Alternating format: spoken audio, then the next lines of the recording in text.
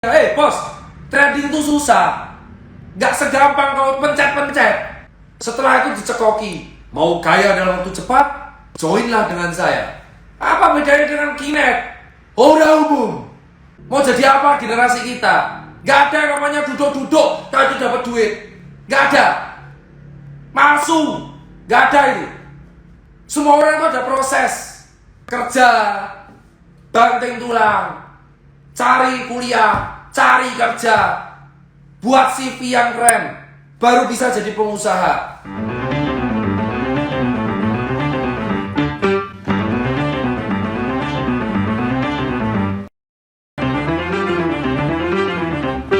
Jadi pada dasarnya, saya tuh seorang pengajar, Mas, Mbak. Ya, saya tuh seorang pengajar. Maka saya dapat penghargaan sebanyak ini di Jogja, di Jakarta, itu plakat dan sertifikat tuh banyak. Karena saya sejatinya seorang pengajar. Saya ini, bapak ibu saya adalah seorang bankir. Bapak saya adalah seorang ahli keuangan. Jadi bapak saya itu selalu mengajarkan kalau mau memutuskan sesuatu, selalu memilih manajemen resiko yang minimal. Saya agak keras ya, karena jauh kameranya. Ya, dan ibu saya juga seorang bankir. Jadi saya dari kecil tuh sudah mendapatkan privilege. Saya mengakui, ya. Saya punya privilege dalam bentuk ilmu mengenai keuangan. Jadi dari kecil saya tuh sudah dididik, ya, ikut bapak ibu saya itu kerja di bank. Karena nggak ada yang jaga di rumah, ya akhirnya saya pulang sekolah naik sepeda di Kanisius. SD kelas 4 itu udah di bank, udah tahu apa itu NPL, KAR gitu kan, bacaannya info bank, udah tahu apa itu likuidasi, udah tahu. Dan saya pernah menghadapi tragedi 98 di mana terjadi kerusuhan di Solo karena krisis ekonomi, Mas Mbak. Itu yang mengakibatkan ketika saya jadi pengusaha, saya jadi pengajar. Ya, saya tuh jadi pengajar sejak 2014 dan di materi kuliah saya, walaupun saya sebagai dosen tamu dan dosen terbuka di kuliah, mungkin beberapa kuliah dalam waktu setahun di univ tersebut, itu tetap saya selalu mengajarkan 3 hal. Yang pertama tentang manajemen keuangan, kedua tentang gimana kita membuat bisnis paling nggak sistemnya itu jalan secara singkat. Terus yang ketiga bahwa kita harus menghormati proses. Nah, saya tuh terganggu dengan sales. Saya nyebutnya sales ya, gak ada bedanya mereka tuh sebenarnya sama sales, tapi bedanya mewah. Yang menjual kemewahan sehingga mereka ini tuh dapat memperdaya masyarakat yang pengen kaya. Ya, jadi semua orang itu pengen kaya dan target market mereka sales ini, sales binary option ini, itu selalu orang-orang yang pengen kaya dan capek sama hidupnya. Saya pun gitu. Jadi kayak capek sama hidupnya, kayak gaji cuma segitu-segitu doang, dicekoki Instagram yang isinya pamer kemewahan. Jadi akhirnya itu masuk psikologis. Kayak lihat Instagram, bawaannya itu insecure. Bawaannya itu pengen beli mobil, pengen traveling. Lama-lama dia berpikir, ini orang traveling terus, pakai beli mobil terus, kok gak habis-habis duitnya. Akhirnya orang-orang ini itu pengen, kayak apa sih caranya? Oh, shortcut. Dan akhirnya masuk ke sebuah hal yang dinamakan binary option yang cuma nebak, itu menjadi kepercayaan mereka untuk shortcut meraih mimpi. Gitu. Awalnya saya itu sudah edukasi dari bertahun-tahun lalu bahwa nggak ada yang namanya instan untuk mau kaya raya. Semua orang itu punya privilege-nya masing-masing. Tapi memang harus kita sadari, orang yang lahir dalam keadaan kurang mampu itu memang sulit dan mulainya lebih susah daripada orang yang kaya. Karena orang yang kaya itu di lingkungan privilege ya, untuk mendapatkan pendidikan aja tuh gampang. Ya. Belum mereka bisa pinjam modal ke orang tua tanpa harus membayar bunga. Jadi orang-orang yang nggak mampu ini terperdaya. Gitu loh. Orang yang nggak mampu atau orang mediocre kayak saya, itu kalau mau memulai sesuatu, kita tuh startnya aja udah kalah sama orang kaya. Sehingga kita pasti prosesnya lebih lama. Itu inti dari sebuah hal yang dinamakan proses. Ya. Nah, anak muda itu sekarang dalam tahap insecure. Saingannya tambah banyak, ditambah pandemi, lapangan pekerjaan tambah susah, ya, SDM juga tambah banyak, dan akhirnya untuk menjadi yang namanya settle itu susah.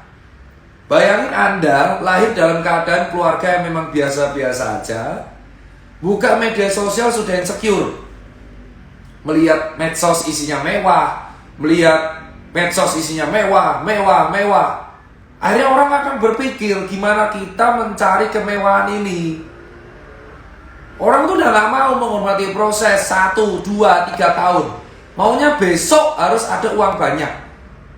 Itu alasan judi selalu menjadi hal instan untuk menjadi kaya raya.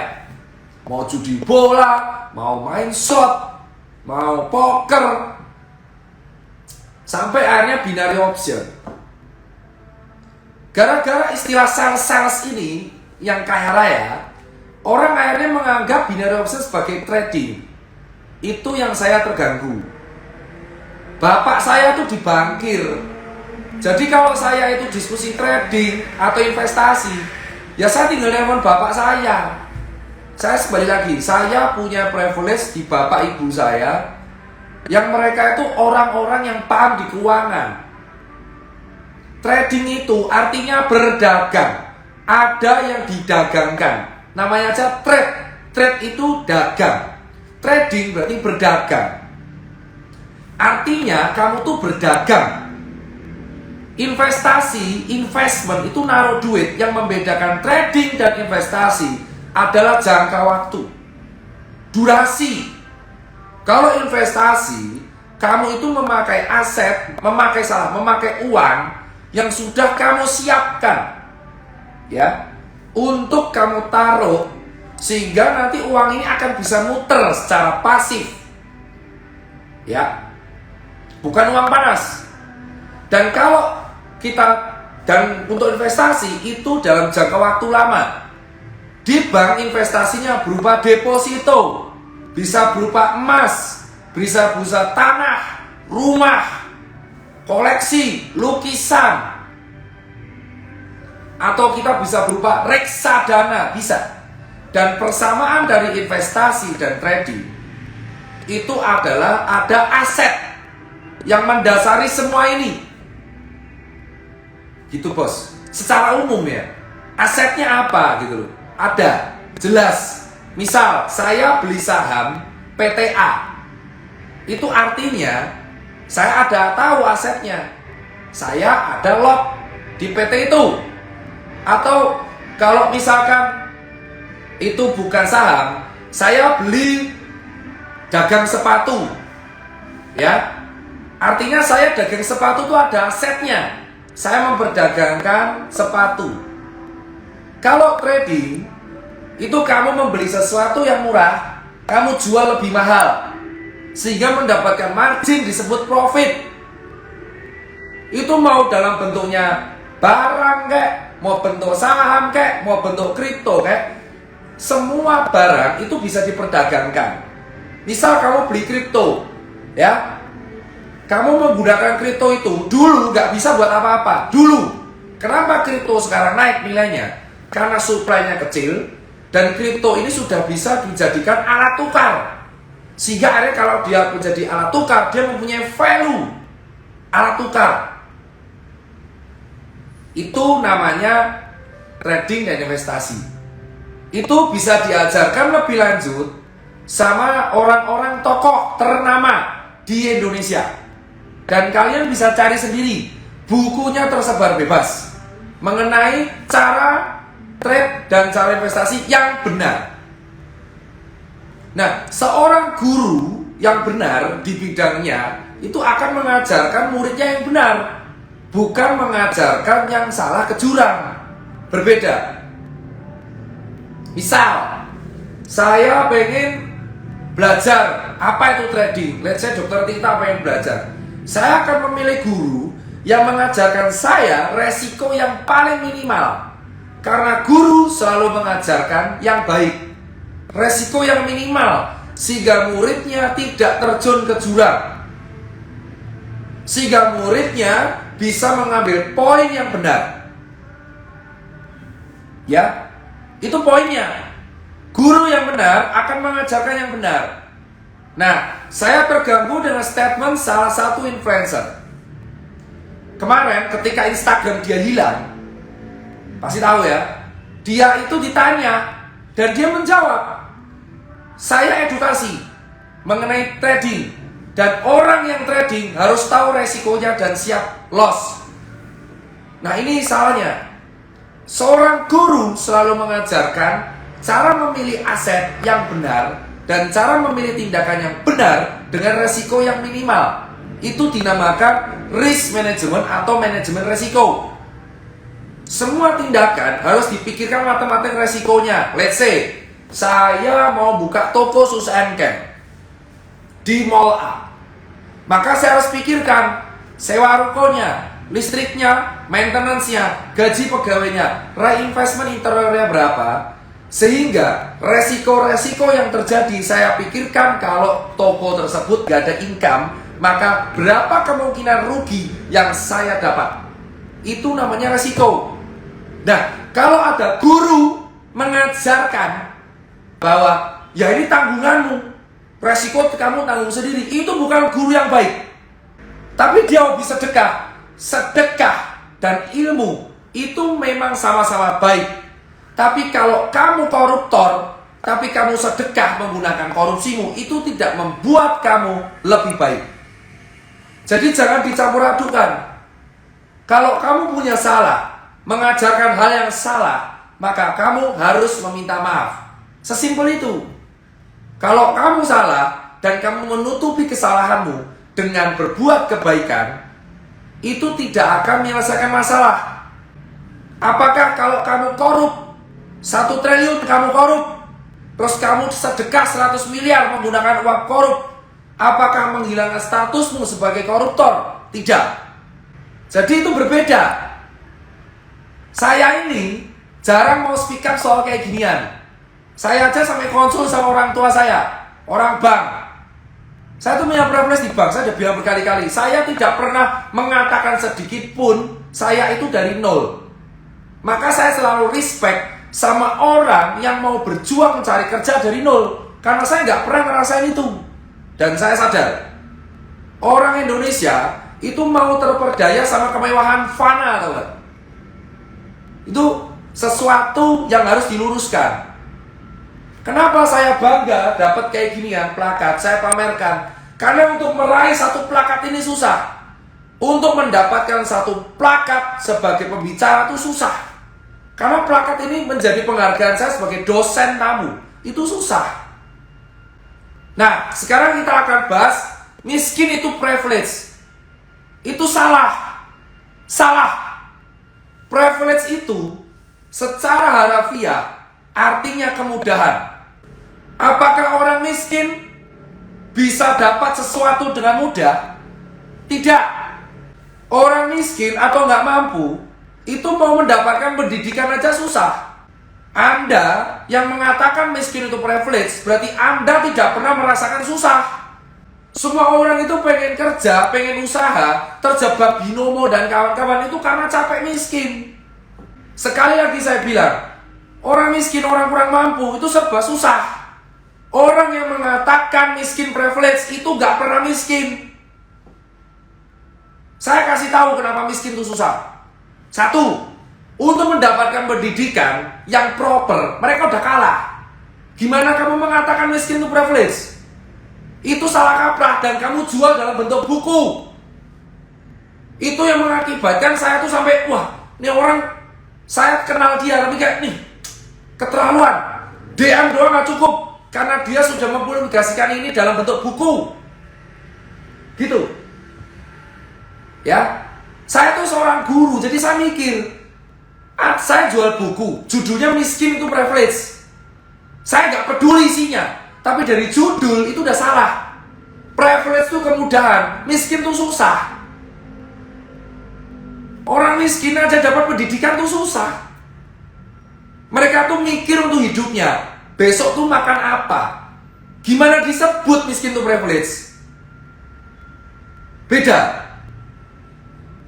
Jadi orang yang mengatakan miskin itu privilege, miskin itu susah. Susah. Berarti orang mengatakan ini nggak pernah miskin. Kenapa susah? Contoh, saya aja self-center nih, maaf nih self-center. Saya yang punya privilege, ketika bangkrut aja susah. Mau beli kopi Starbucks aja nggak bisa. Tapi orang miskin itu mental. Mentalitas, niat, berbeda sama privilege. Niat, desire, itu beda sama privilege.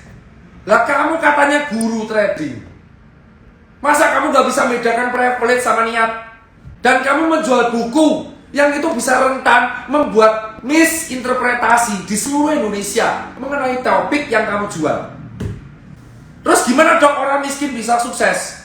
Saya kasih tahu nih, orang miskin dan orang kaya itu sudah berbeda dalam segala hal. Finansial, karena mereka nggak ada duit nih, mereka akses pendidikan aja nggak bisa, akses kesehatan aja susah.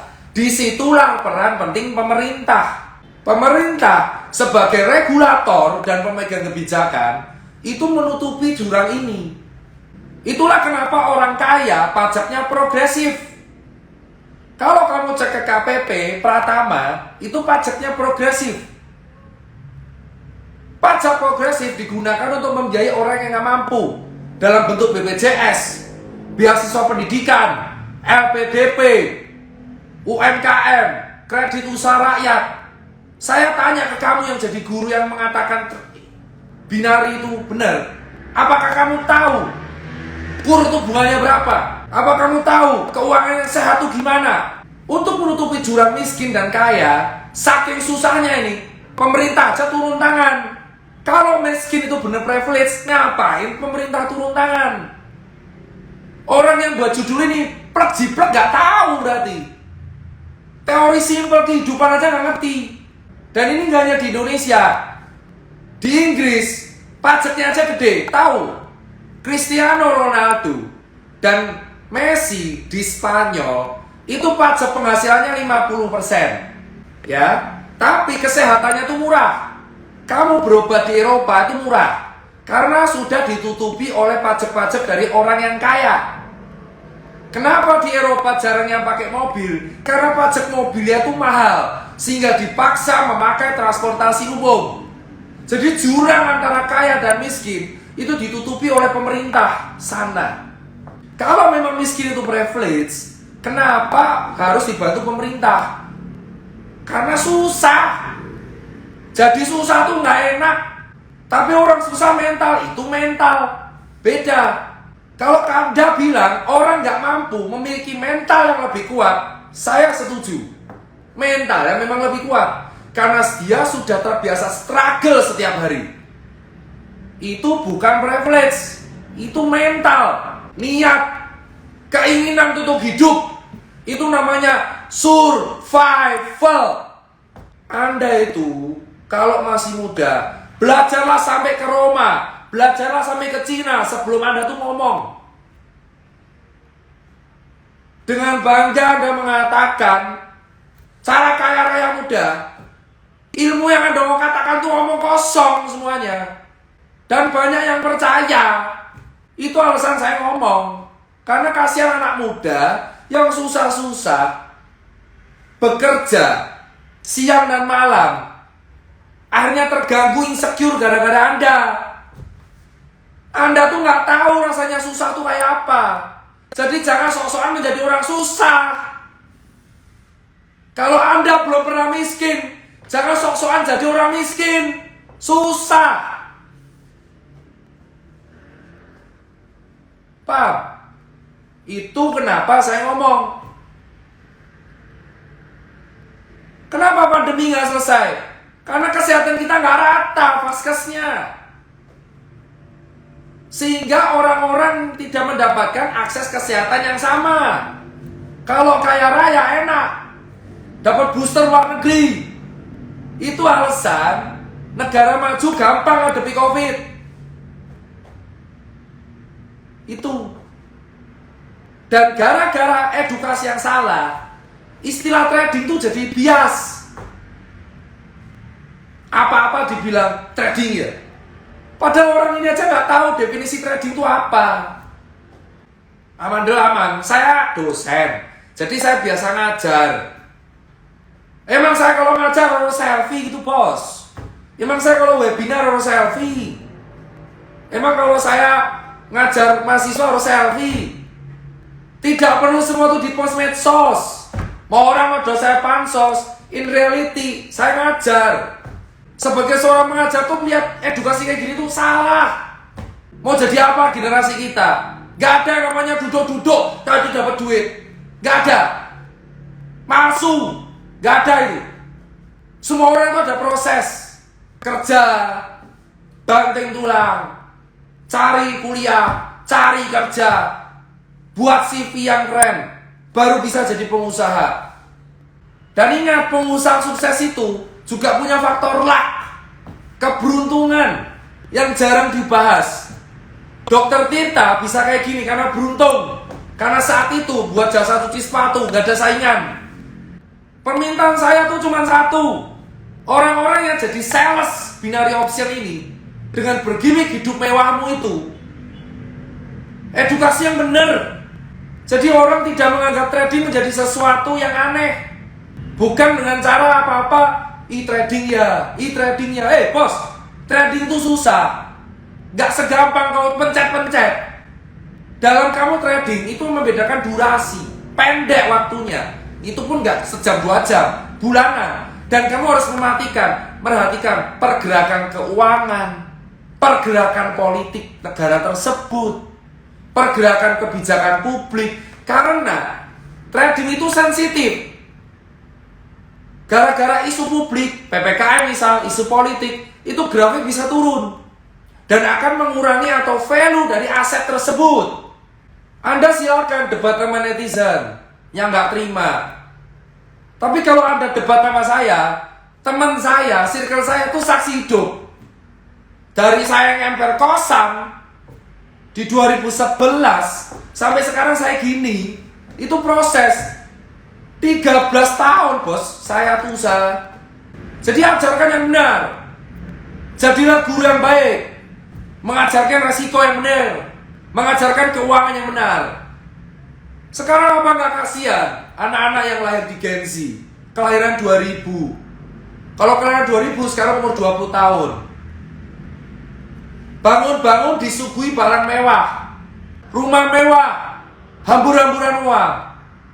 Padahal mereka baru kuliah. Apa nggak insecure? Setelah itu dicekoki, mau kaya dalam waktu cepat, joinlah dengan saya. Apa bedanya dengan Kinet? Orang umum. Kalau Anda itu ya nggak terima sama saya, silakan.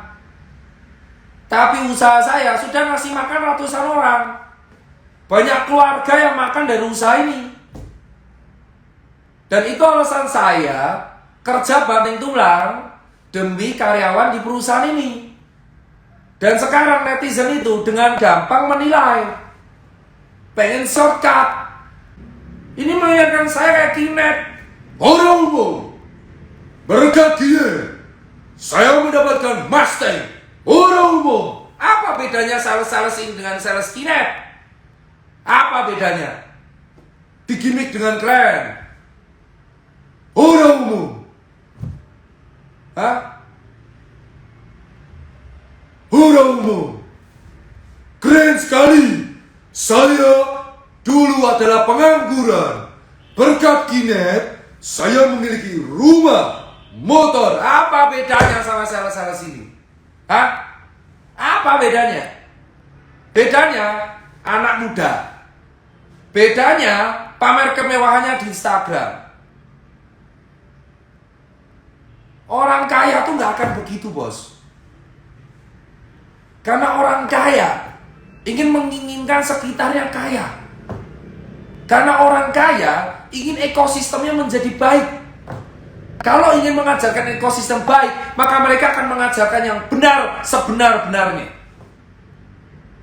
Anda cek Hartono Brother, Dato Tahir, Khairul Tanjung, Pantoni Salim, berapa banyak ilmu yang di-share sama mereka mengenai manajemen keuangan, mengenai keuangan. Berapa?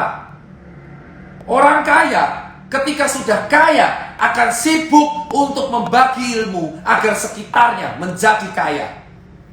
Dan ini bukan masalah goreng-menggoreng buat anak muda yang nonton. Saya tuh udah gak butuh popularitas. Hidup saya itu sudah 31 tahun. Saya sibuk ngajar, sibuk buat materi kesehatan, sibuk ngurusi karyawan, sibuk ngurusi keluarga, sibuk olahraga. Apa yang dibutuhkan dari popularitas? Media sosial bagi saya adalah cara untuk ekspresi, cara untuk berbagi. Jadi bukan goreng. Ini adalah keresahan saya sebagai seseorang anak dari karyawan bank yang diajari mengenai keuangan yang benar. Jadi bilang ke orang-orang yang bergerak sebagai sales, saya bukan afiliator. Afiliator nama keren. Bagi saya sales, dari sales itu keren kalau jual barang. Ini yang dijual cangkeman, hook, fake hook. Bukan fake taksi, tapi fake hook. Sales masih keren kalau dia jual barang kayak gini. Ini saya beli Nokia ya, bukan endorse, beli beneran. Nih, saya beli Nokia karena seneng. Ini yang dijual hook, palsu lah, kesel. Dan buat anak muda, pilih guru ekonomi dan finansial yang benar. Masih baik kalau mereka mengajarkan yang benar. Tapi kalau mau jual mimpi palsu, katain aja sales cangkeman kau. Karena mereka jual mimpi palsu.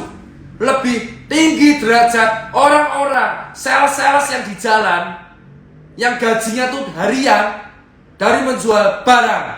Karena mereka jual barang dan mereka bergelut struggle dengan kehidupan. Daripada cangkeman tapi jual mimpi palsu biar keuntungan pribadinya meningkat. Dan asal kamu tahu, menjualkan binary option itu udah ilegal. Dan saya sudah tanya dengan beberapa pihak berwajib, itu ilegal. Masih ada kesempatan buat Anda semua yang terlanjur mempromosikan ini. Edukasi yang baik. Saya 13 tahun baru bisa punya kantor segede ini. Anak orang Karanganyar, Colomadu, bapaknya karyawan, punya kantor di Jakarta 13 tahun. 13 tahun.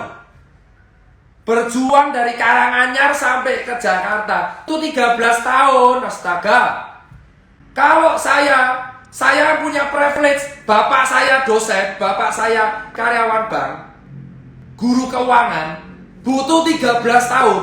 Apalagi yang nggak punya privilege, bisa 20 tahun. Saksi hidup kenapa saya share kantor, karena saya bangga punya kantor ini, dibangun keringat saya dan teman-teman 13 tahun. Dan kamu yang jadi sales mimpi palsu, keren ya, saya habis beli Ferrari, umur 22 tahun, top! Ilmumu salah. Kamu itu kalau ketemu bapak saya, guru keuangan, diserempet kamu itu. Saya tanya ke mereka-mereka ini, tahu nggak manajemen resiko itu apa? Masa kalah sama dokter yang belajar ekonomi otodidak dari bapaknya? Katanya sarjana trading. Tahu dong manajemen resiko apa? Tahu dong manajemen aset itu apa? Tahu dong neraca keuangan itu apa? Gak cuman profit, bos. Di dalam bisnis itu ada profit, ada loss. Tapi ketika loss itu kita kehilangan aset. Bukan cuma nebak terus kalah. Dan guru yang baik mengajarkan yang benar kepada muridnya, bukan yang salah.